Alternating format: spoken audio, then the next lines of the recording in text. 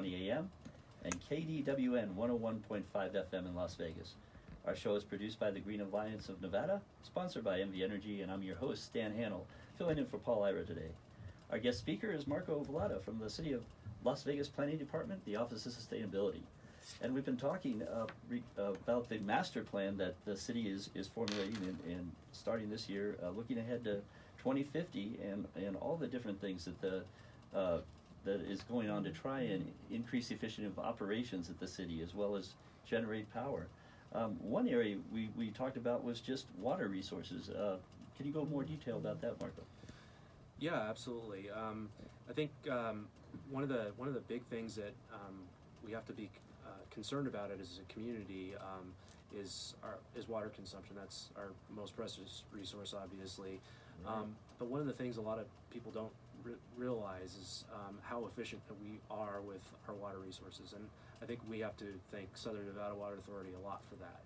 Our conservation program in Southern Nevada is absolutely tremendous in terms of the water savings, especially when you consider that we only receive about 2% of the entire Colorado River. Right. Most of the water out there is going to, California, Arizona, right? Yeah. Yeah. And we've also been in 15 years of drought, and a lot of people just moving here may not realize that, but we've been battling this for a while, I guess. Yeah.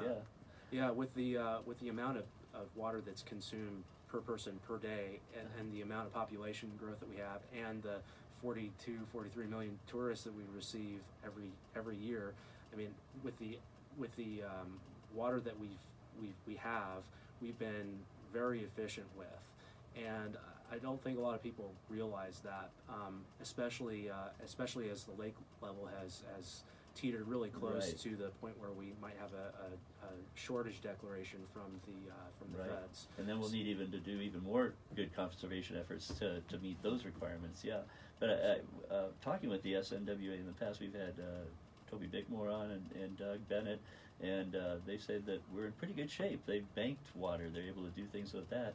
But you also have there's also water reclamation that takes the gray water from our system and actually cleans it here. And there's each city has its own, and also the county operations. And I guess the benefit of that is anything they can harvest from that and recycle is actually gives us more credit beyond that basic allowance, I guess. That's correct. We have the ability through the return flow credit system, in which we treat the wastewater that goes through the sewer and return it to Lake Mead, that extends our supply by almost double.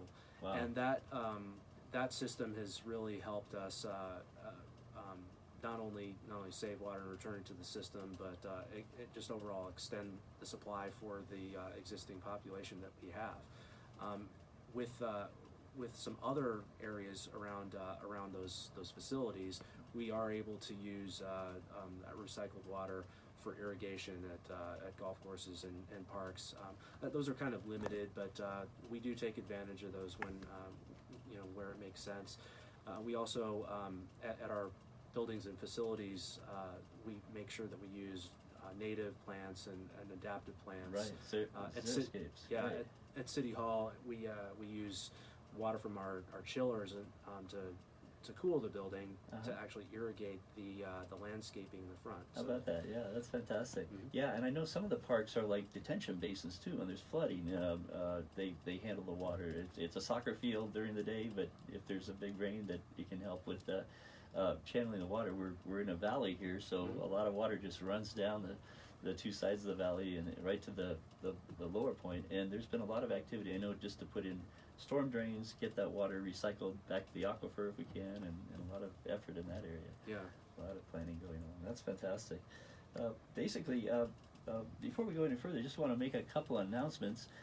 Green Alliance is the producer of this show, and we have a big Green Fest festivity coming up in April 20th for Earth Day next year in 2019. And there's a lot of planning just getting underway, and anyone that's interested in participating in that, please visit our website at greenalliancenv.org, and next week we should have more information available for people that want to sign up and get involved at greenfestlv.com, which is the event website as well. So I just wanted to to mention that. Marco, getting back to residents of the city, what can the average citizen do to make the city greener, to make it more sustainable? Yeah, there are a lot of things that people can do. Just simple, basic things, from recycling. There's a lot of resources that might be available on our website, lasvegasnevada.gov/sustainability. And then our member, some of the other local jurisdictions or agencies around Southern Nevada have useful tips as well. The RTC, Southern Nevada Water Authority, NV Energy, Republic Services, they all have resources on simple things that people can do to save energy, save water. And save money. I think the Green Alliance, we had a mixer about a month or two ago where we had NV Energy, Southwest Gas, and Southern Nevada Water Authority, and each of them offers some kind of rebate that people can take advantage of it if they just look at the website and things to do with home improvement things that can really make a difference.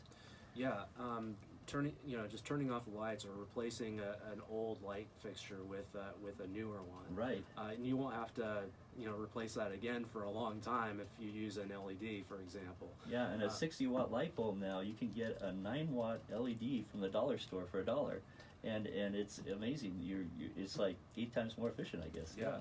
Technology has really changed things. And there's other things too.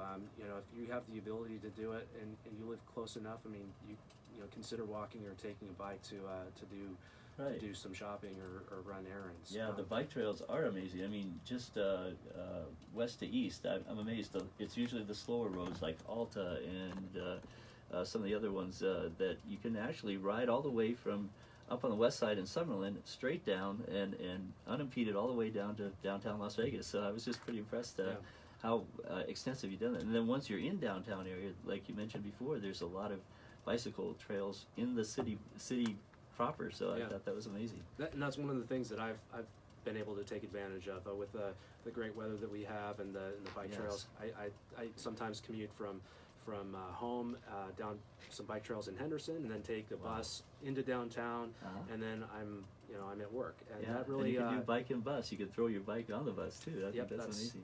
Another one of those things that you can do, and with some of the express routes that RTC offers, it doesn't take as long. It'd be about the same amount of time as taking the freeway rather in than my sit own in traffic, vehicle. right? Yeah, that's great. Yeah, it's amazing the extensive bicycle trails in the neighborhood here. So it's fun. Yeah, there's just so much to explore. That's what I love about living here in the city of Las Vegas. What's going on beneath the surface? We have this image of extravagance and all that, but there's really a lot going on that folks like you have been doing through the city. I really appreciate that, Marco. Great. Any other things you'd like to say before we sign out there? I think a lot of this is thanks to our mayor and our city council and leadership, and again, little things you can do out there every day can help make Southern Nevada a great green place. Thank you for tuning in. Keep it green out there. We'll see you next week.